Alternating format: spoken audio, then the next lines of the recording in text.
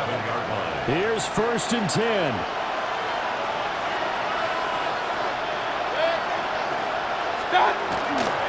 They'll start this drive out on the ground.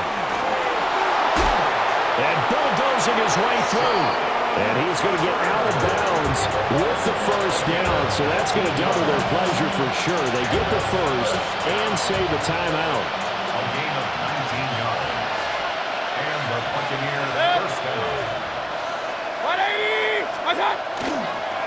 They run. It's Tucker. And a good run here as he'll rumble all the way down to the 40-yard line. Now the Bucs going to use the 1st of their timeouts as they get the stoppage with a little over 50 seconds left to go in the game. 2 timeouts still available in this final minute.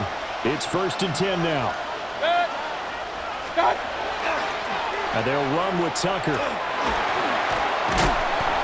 And remember, field goal does them no good in this situation. You got to think they should be taking some shots for the end zone soon. The Bucs going to go ahead and use the 2nd of their timeouts as the clock will stop with 45 seconds left to go in the game. Now Mayfield. And it's incomplete. Took a shot, couldn't connect. Some coaches like to take the shorter, more reliable yardage, and some, they like to go for the big shot.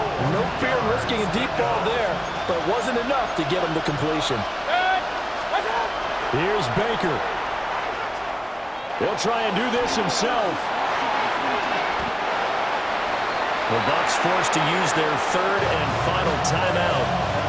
And as the two teams talk it over on their respective sidelines, we take a break. No choice but to go. Here's 4th down now. Desperation time. Mayfield on 4th down. And that is incomplete. They had to go for it with such little time remaining. And that will force a turnover on downs. The Baltimore offense at the line set to get going. And they've got this one in hand. No timeouts remaining defensively, so this one should just be one kneel and then handshakes. Hassan Reddick getting him once again his 3rd sack of the afternoon.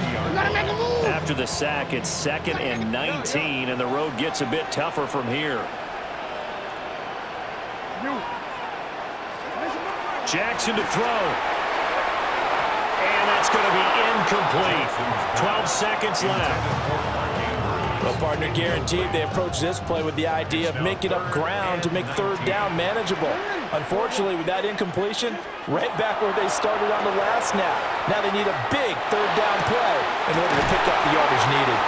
And he gets us to the other side of midfield across the 45 before going out. Now the Ravens going to use one of their timeouts.